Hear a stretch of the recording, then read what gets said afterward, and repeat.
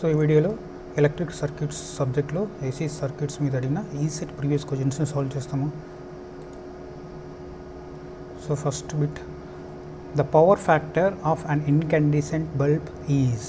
So bulb యొక్క power factor ఏంటో అడుగుతున్నాడు. 0.8 lagging, leading, 0.8 leading, next unity power factor 0 అడుగుతున్నాడు. సో మనకు ఇన్కండిసెంట్ బల్బ్ అంటే వచ్చేసి ఎలా ఉంటుందంటే అది pure resistor. So pure resistor కాబట్టి సో దీని యొక్క total impedance value Z value కూడా ఏమవుతుంది, ఆర్ అవుతుంది. ఇక్కడ ఎటువంటి రియాక్టివ్ టర్మ్స్ ఉండవు.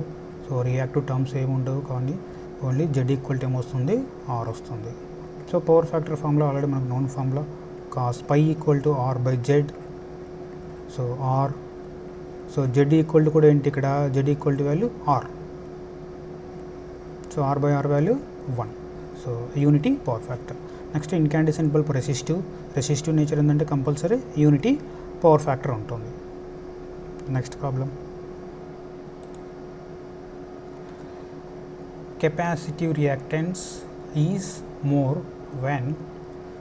So capacitance is less, frequency is more. Capacitance is more, frequency is more. Capacitance is less, frequency is less. Capacitance is more, frequency is less. So capacitive reactance అంటే value XC value XC equal to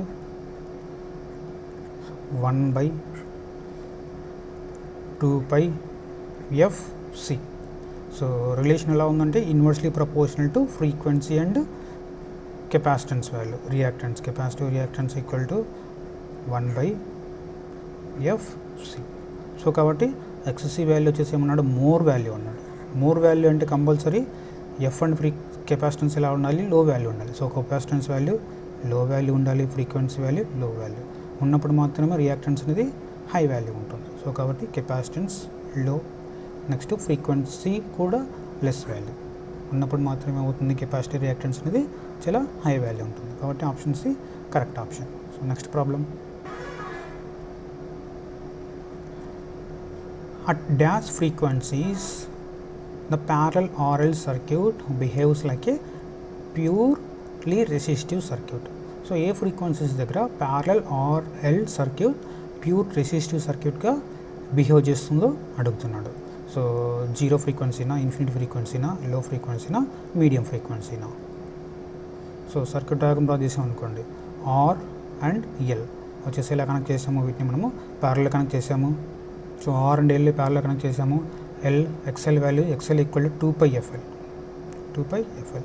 so అది pure resistive nature ఉండాలంటే compulsory ఇదేం కావాలి, open circuit కావాలి. Open circuit. So open circuit వచ్చేసి ఎప్పుడు అవుతుంది, దీని యొక్క రియాక్టెన్స్ వాల్యూ ఇన్ఫినిటీ ఉండాలి. XL వాల్యూ వచ్చేసి ఎంత ఉండాలి, ఇన్ఫినిటీ. XL వాల్యూ ఎప్పుడు ఇన్ఫినిటీ పాసిబుల్ అవుతుందంటే ఇక్కడ XL ఈక్వల్ 2πfl ఉంది, L వాల్యూ ఇన్ఫినిటీ కాదు, only possible to frequency. So frequency equal to ఏం కావాలి, infinity. Frequency equal to infinity ఉన్నప్పుడు సర్క్యూట్ వచ్చేసి ఏమవుతుంది, ఓపెన్ సర్క్యూట్ అవుతుంది. సర్క్యూట్ ఓపెన్ సర్క్యూట్ అవుతుంది కాబట్టి circuit only purely resistive nature ఉంటుంది. సో కాబట్టి ఆప్షన్ వచ్చేసి ఏంటి, ఫ్రీక్వెన్సీ ఇన్ఫినిటీ ఉండాలి. ఫ్రీక్వెన్సీ ఇన్ఫినిటీ వచ్చేసి ఎక్కడ ఉంది, option B correct option. So next problem, the period of 1/50 seconds corresponding to a frequency of dash h. So time period, next like a frequency relation. Frequency is inversely proportional to time period. So ఇక్కడేమో ఇచ్చాడు, time period ఇచ్చాడు. ఎన్ని seconds అన్నాడు, 1/50 seconds అన్నాడు. ఇచ్చేసి ఏం కనుక్కోమన్నాడు, frequency కనుక్కోమన్నాడు ఇన్ టర్మ్స్ ఆఫ్ హెడ్జెస్లో. సో కాబట్టి వాల్యూ 1/1/50. సో న్యూమరేటర్కి వెళ్ళిపోతుంది వాల్యూ. సో వాల్యూ వచ్చేసి వస్తుంది 50 హెడ్స్. సో కాబట్టి frequency equal to 50 hertz. Option B correct option. Next problem,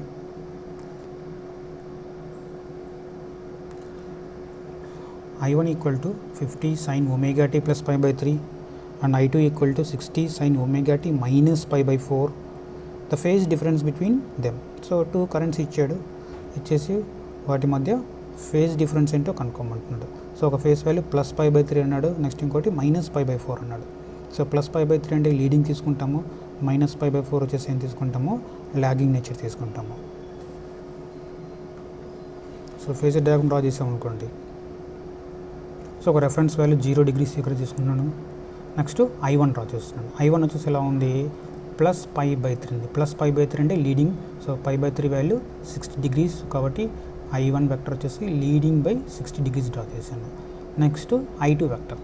so I2 vector omega t minus pi by 4 ఉంది. సో ప్రస్తుతానికి మనకి ఇక్కడ ఈ మ్యాగ్నిట్యూడ్స్ అనవసరం, ఓన్లీ ఫేస్ యాంగిల్ డిఫరెన్స్ కనుక్కోమన్నాడు కాబట్టి ఫేసెస్ మీద మాత్రమే కాన్సన్ట్రేట్ చేస్తాం. మైనస్ పై బై 4 కాబట్టి ల్యాగింగ్లో చూస్తాము.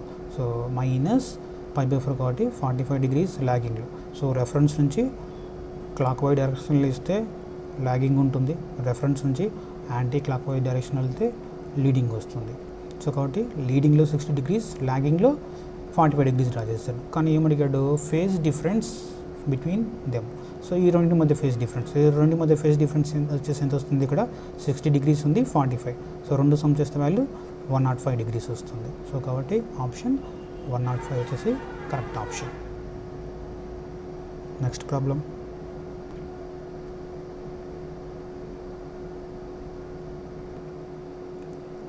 With sinusoidal excitation the true power is given by. So sinusoidal excitation ఇచ్చినప్పుడు ట్రూ పవర్ అంటున్నాడు.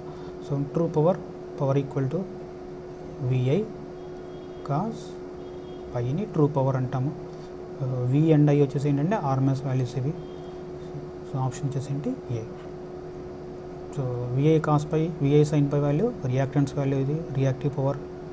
నెక్స్ట్ VI వచ్చేసి S value, apparent power. So మనకు అడిగింది ట్రూ పవర్ అన్నాడు కాబట్టి option A correct option. Next problem.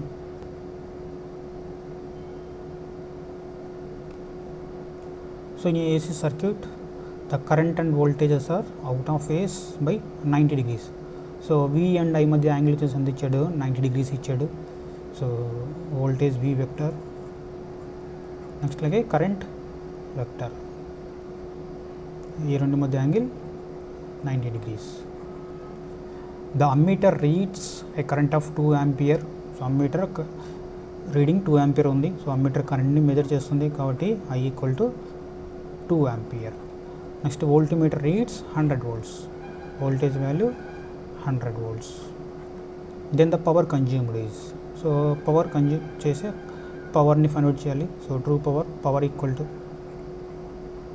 So true power equal to VI into cos pi. So V value 100, next I value 2 ampere.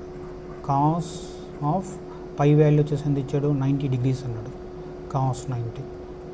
So cos 90 value 0, cos 90 value 0 కాబట్టి total term కూడా ఏమవుతుంది, 0 అవుతుంది. So even voltage and current ఉన్నా కూడా power factor equal to 0 కాబట్టి consume చేసే power equal to ఎంత వస్తుంది, 0. So option A correct option.